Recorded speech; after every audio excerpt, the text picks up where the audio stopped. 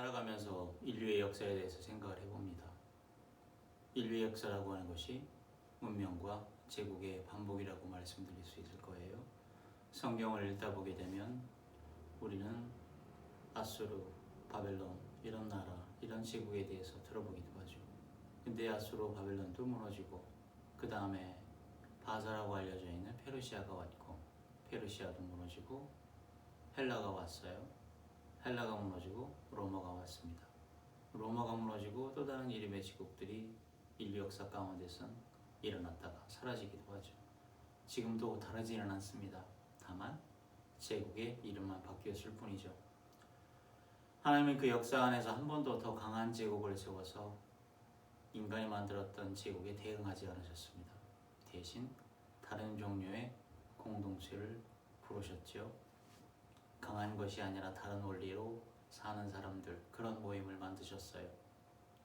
제국의 한가운데 있음에도 불구하고 제국에 속하지 않은 사람들, 그런 사람들로 만들어진 공동체.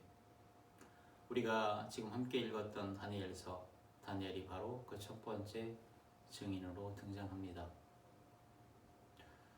하나님의 나라 시리즈를 7편을 할 텐데 이 시리즈를 하는 동안에 과연 하나님께서 만들어주신 그 대한 공동체는 어디서 왔는지, 그 대한 공동체는 무엇으로 살고 있는지, 그 대한 공동체는 과연 어디로 가고 있는지를 다룰 예정으로 있어요.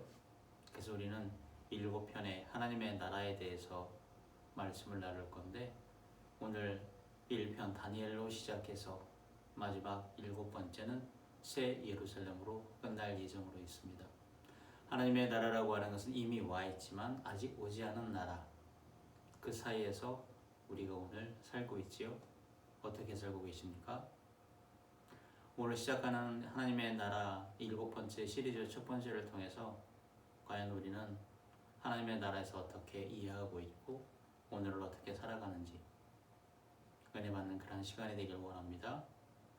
성경에 나와 있는 것처럼 들을 귀 있는 자들은 들을지어다 라고 하는 이 말이 전하는 저나 듣는 여러분들에게 은혜가 되기를 원합니다. 우선은 우리가 다니엘이 어디에 서 있는지를 먼저 봐야 될 것 같아요.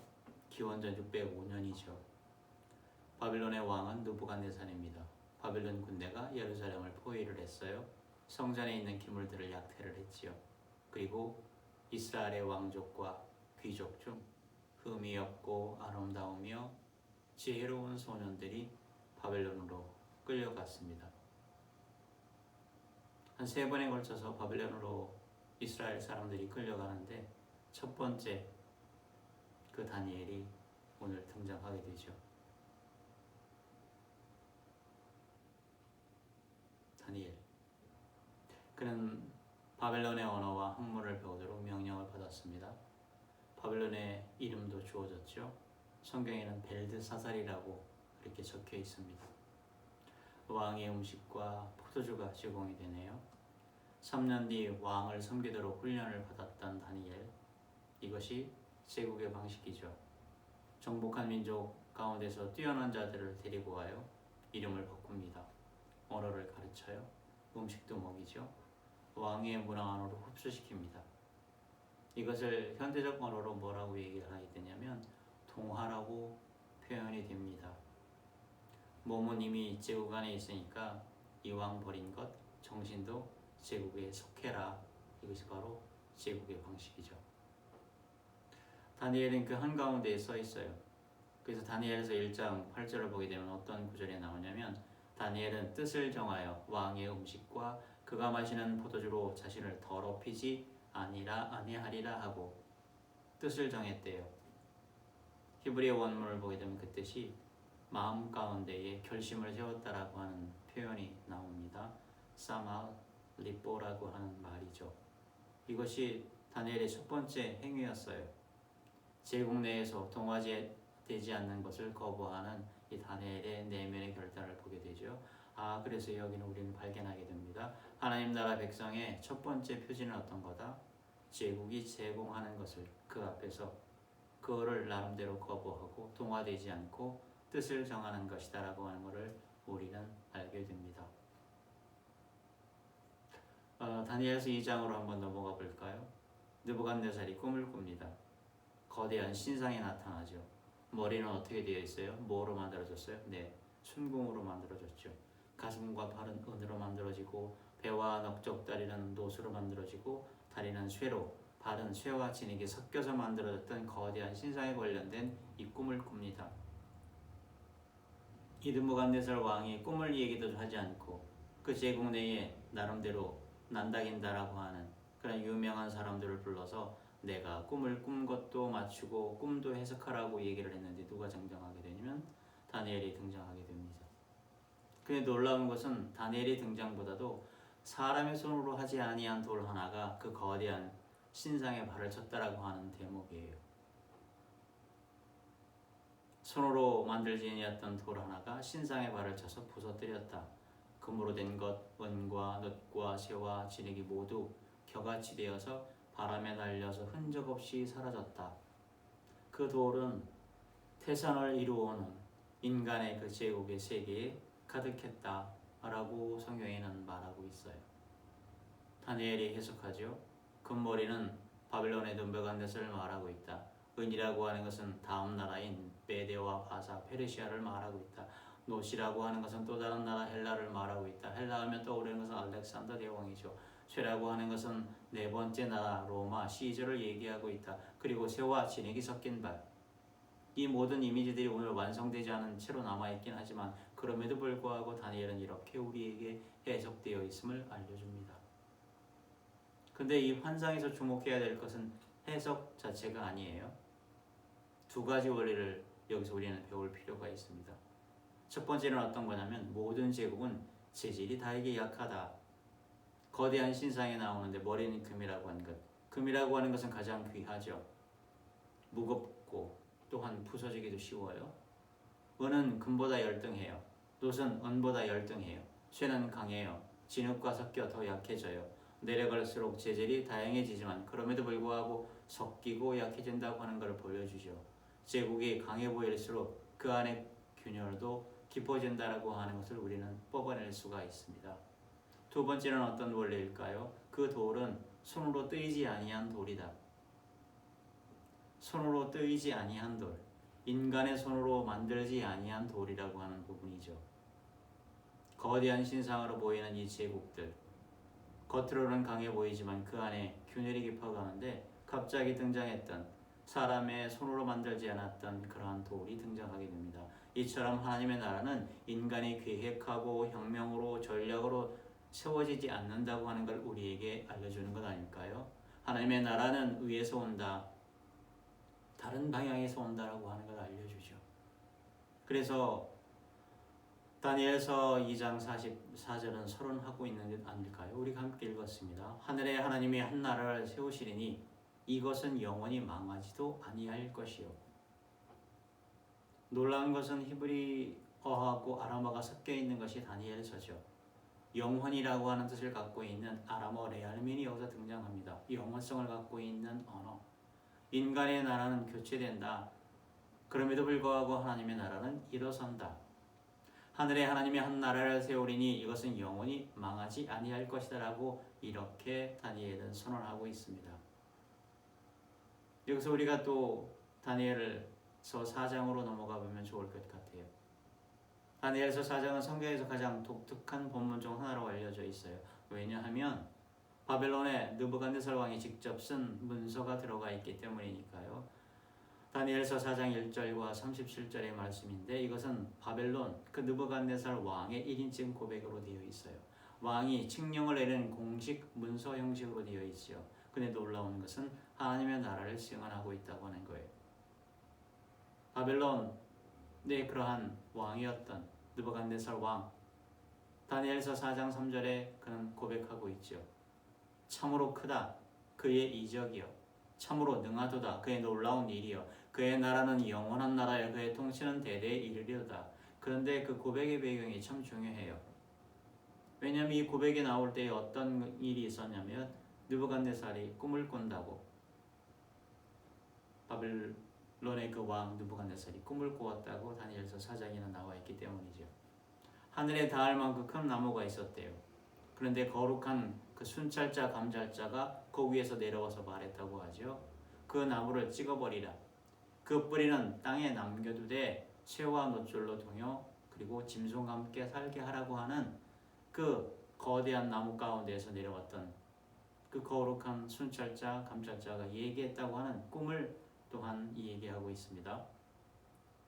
그러면서 다니엘서 4장 17절 하반절에 7대를 지나리라.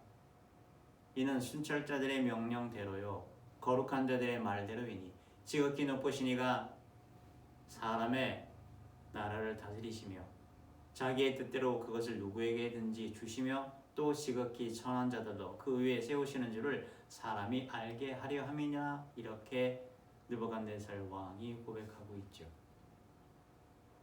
예언대로 되었어요. 느부갓네살 왕은 7년 동안 짐승처럼 살았지요. 들에서 소처럼 풀을 먹었습니다. 몸은 하늘 이슬에 젖었고 머리털은 독수리 들같이 자랐고 손톱은 새 발톱까지 재었어요. 어떻게 보게 되면 참 잔인하구나 라고 생각해 볼 수가 있겠지만 이것은 교육이라고 해석해 볼 수 있을 겁니다. 무엇을 배울까요? 가장 강한 자가 배워야 할 것은 어떤 기본적인 것이 있는데 그것이 바로 무엇이냐면 지상의 왕이라 할지라도 지극히 높으신 이가 통치하신다라고 하는 교훈일 겁니다. 여기서 우리의 오늘 말씀에 핵심이 나오지 않을까 싶습니다. 우리의 신앙생활과 목회적 핵심이 바로 여기서 나오죠. 하나님의 나라를 아는 것은 신학 지식이 아니라고 하는 거죠. 그것은 자신의 나라가 우리 각자의 인생이 인간의 역사가 얼마나 한시적인지를 경험한 뒤에 나오는 하나님에 대한 고백이라고 하는 것이죠. 느부갓네살 그 어려운 7년 동안 어떤 의미에서는 우리 모두에게 인생 가운데서 통과하는 광야와 같은 그런 여정은 아닐까 여기서 우리는 발견하게 되죠. 다니엘서 7장으로 넘어가 보겠습니다. 이것은 신약 전체의 배경 음악과도 같다고 볼 수가 있어요. 다니엘이 꿈과 환상을 봅니다. 우리가 구약의 예언자들 어떤 영적 시간들 같은 경우는 크게 세 가지인데 하나는 말씀이 내려오고 꿈과 환상이 보이는데 다니엘은 여기서 꿈과 환상을 보게 됩니다. 하늘로부터의 어떤 시그널을 받게 되죠. 네 큰 짐승이 큰 바다에서 나와요. 첫째는 사자와 같은데 독수리 날개가 있네요. 둘째는 곰과 같고 셋째는 표범과 같고 넷째는 무겁고 이상하며 참 무섭고 이상하며 매우 강하고 큰 철로 된 이를 가졌다고 성경에는 기록되어 있어요. 이것을 읽어보게 되면 다니엘서 2장을 보게 되죠. 거대한 신상과 비교를 하게 됩니다. 신상이 2장에서는 그 본 제국의 모습이 신상으로 나타나게 되고 또한 7장에서는 짐승들이 아래에서 바다에서 어떤 제국의 본질을 드러내고 있지요. 거대한 모습으로 그럼에도 불구하고 겉은 그렇게 화려하고 멋지게 보이긴 하지만 속으로는 뒤로서는 먹고 삼키는 짐승과 같은 모습을 갖고 있는 사륙하는 제국의 본질을 드러내고 있습니다. 2장과 7절 사이에서의 그러한 비유를 우리는 또한 이 현실 가운데서 보게 되는 것 아닐까 싶습니다. 그리고 9절에서 옛적부터 항상 계신 이가 보좌에 앉으셨다라고 하는 하늘 법장이 열리게 됨을 우리는 발견하게 됩니다. 다니엘서 7장 13절 14절을 제가 한번 읽어볼게요. 내가 또 밤 환상 중에 보니 인자 같은 이가 하늘 구름을 타고 와서 옛적부터 항상 계신 이에게 나아가 그 앞으로 인도되매 그에게 권세와 영광과 나라를 주고 모든 백성과 나라들과 다른 언어를 말하는 모든 자들이 그를 섬기게 하였으니 그의 권세는 소멸되지 아니하고 영원한 권세요 그의 나라는 멸망하지 아니할 것이니라. 여기서 우리가 보게 되는 인자 같으니 사람처럼 보이는 것 케바르 에나쉬라고 하는 그런 히브리어 이게 짐승과 대비되고 있다고 하는 것을 우리는 보게 됩니다. 짐승은 바다에서 올라왔지만 인자 같은 이는 하늘로부터 그 하나님의 권위의 자리에서 구름을 타고 내려온다라고 하는 것을 우리는 발견하게 되는데 신약에서 예수 그리스도는 마가복음 14장 62절에서 대제사장들 앞에서 이렇게 말씀하고 계시죠. 내가 크다. 인자가 권능자의 우편에 앉은 것과 하늘 구름을 타고 오는 것을 너희가 보리라. 다니엘서 7장 13절 14절을 예수 그리스도 자신에게 적용하고 있음을 우리는 또한 발견하게 되죠. 1세기 그 보통 유대 사람들에게 하나님의 나라라는 말을 들었을 때 이 다니엘서를 기억한다고 알려져 있네요. 이 장면이 귀 안에서 울렸을 것 같아요. 인자 같은 이가 받는 그 영원한 나라, 그것이 지금 예수 그리스도를 통해서 시작되고 있다고 하는 선포를 들은 거죠. 그래서 다니엘서 7장 27절 마지막 선언을 하고 있습니다. 나라와 권세와 온 천하 나라들의 위세가 지극히 높으신 이의 거룩한 백성에게 붙인 바 되니 그의 나라는 영원한 나라이라. 모든 권세 있는 자들이 다 그를 섬기며 복종하리라. 이 나라를 받는 자는 인자 같은 사람이면서 동시에 지극히 높으신 이의 성도들하고 그렇게 적혀 있어요. 그래서 하나님의 나라라고 하는 것은 개인만 받는 것이 아니라 공동체, 특별한 대한 공동체가 함께 받는다. 그래서 우리가 하나님의 나라라고 얘기했을 때 우리의 교회론과 분리될 수 없다라고 하는 것을 여기서 우리는 또한 발견하게도 됩니다. 이제 우리가 다니엘서를 통해서 신학의 명제가 아니라 삶으로 읽어야 된다고 하는 것을 발견하게 되죠. 다니엘과 세 친구 하나니아, 미사엘, 아사랴. 그 나라에 갔을 때 이름도 바뀌었어요. 다니엘은 벨드사살로, 하나냐는 사드락으로, 미사엘은 메삭으로, 또한 아사랴는 아벳노고라고 그렇게 이름까지 정체성까지 그 제국에 의해서 그렇게 바뀌어질 위험에 처해 있음에도 불구하고 왕궁에서 살았고 왕의 행정 체계 안에서 살았고 그들의 제국을 피해 숲으로 들어가지 않았지만 그럼에도 불구하고 동화되지 않았던 이러한 대한공동체의 원형을 지금 이 시대에 우리는 다시 한번 발견하고 이걸 어떻게 어떤 방식으로 새롭게 번역해 우리가 살고 있는 이 일상 가운데서 드러낼까라고 하는 것 고민하는 우리가 되길 주님의 이름으로 축원을 드립니다. 자, 그렇다고 하게 되면 그 대한공동체는 어때요? 음식을 먹을 때 뜻을 당했다고 얘기 나옵니다. 신상 앞에서는 절하기를 거부했다고도 나오죠. 기도를 멈추기를 거부를 했어요. 이것이 사자굴과 풀무불에 들어감에도 불구하고 이 대한공동체는 지켜야 될 것들을 지켰다고 하는 그런 원형을 발견하게 됩니다. 제국 안에 있지만 제국이 되지 않은 것, 세상 속에 있지만 세상을 따르지 않는 그러한 삶을 다시 한번 기억하는 우리가 되길 원합니다. 그래서 요한복음을 보게 되면 17장의 대제사장적 기도로 가는 것을 보게 되면 요한복음 17장 15절 16절에는 이렇게 기록되어 있죠.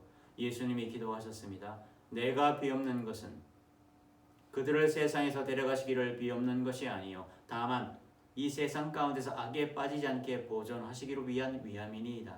내가 세상에 속하지 아니함 같이 그들도 세상에 속하지 아니하였사옵니다라고 이렇게 대제사장적 기도를 하는 예수님을 발견하게 되죠. 더욱더 놀라운 것은 요한복음 17장 17절이죠. 대한공동체는 진리로 거룩하게 되는 그러한 공동체입니다. 하나님의 말씀이 진리라고 그렇게 요한복음 17장 17절에는 기록되어 있죠. 살아가는 것이 어렵습니다. 우리가 더군다나 지난 1년간도 쉽지는 않았죠.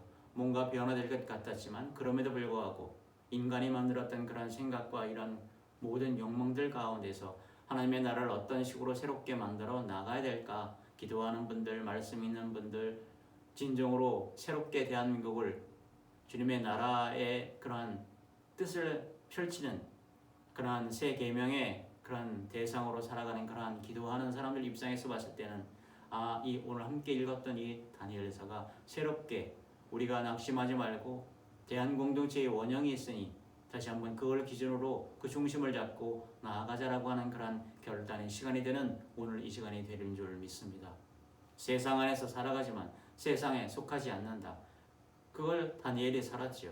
그의 삶의 안에서 하나님의 나라의 어떤 모습을 보여줬던 이 다니엘, 하나님은 심판하신다, 심판하시는 하나님이라고 하는 뜻을 갖고 있는 이 다니엘의 말을 성령 안에서 의와 평강과 희락으로 다시 한번 그 표대를 향해서 나아가는 사도 바울의 그러한 말을 다시 한번 마음에 새기고 다니엘이 먼저 그것을 보여줬다고 하는 것 기억하는 우리가 되길 주님의 이름으로 축복을 드립니다. 그래서 하나님의 나라 이 시리즈 첫 번째에서 다니엘로 시작하는 이유가 있습니다. 우리도 이름 다른 제국 안에서 살고 있기 때문이죠. 그 다른 이름 다른 제국이란 어떤 걸까요? 알고리즘이죠. 알고리즘이 욕망을 설계합니다. 또 다른 그러한 제국 이름은 소비죠. 소비가 정체성을 만들어요. 또 다른 이름의 어떤 제국, 속도가 사유를 대체하죠. 또 다른 이름의 그러한 제국, 강함이 정의를 대신하고 있는 이 세상. 다니엘서에 기록되어 있는 느부갓네살의 금신상은 사라졌지만 그 신상이 원했던 것들은 여전히 우리 앞에서 모양을 달리해서 혀를 낼름거리면서 우리를 잡아먹기 위해서 이 제국은 판을 치고 있는 것은 아닐까요? 느부갓네살 왕의 그 다니엘서 4장 3절의 고백이 지금도 우리에게 필요합니다. 그의 나라는, 하나님의 나라는 영원한 나라요. 하나님의 통치는, 그의 통치는 대대에 이르리로다. 이것은 추상적인 신학 명제가 아니죠. 이것은 모든 제국적 충성에 대한 재조정 선언이에요. 이 말을 딸로 얘기하게 되면 제국에 충성하는 것이 아니라 하나님의 말씀, 거룩하게 하는 그러한 말씀에 우리가 얼마만큼 다가가고 그의 말씀, 그 새로운 계명에 우리가 얼마만큼 이걸 일상 가운데서 실현하나, 그것이 하나님의 나라의 영원한 나라성, 하나님의 통치의 어떤 대대성이라고 하는 것을 우리에게 알려주고 있기 때문이니까요. 다니엘서 7장 14절에 인자 같으니, 마가복음 1장 15절에는 기록되어 있습니다. 때가 참에 하나님의 나라가 가까이 왔으니 회개하고 복음을 믿어라. 이처럼 예수 그리스도께서 우리가 함께 읽었던 다니엘의 약속을 역사 안으로 들고 오셨지요. 그 하나님의 나라는 지금 와 있습니다. 아직 오지 않았습니다. 가까이 있다고 얘기하게 되죠.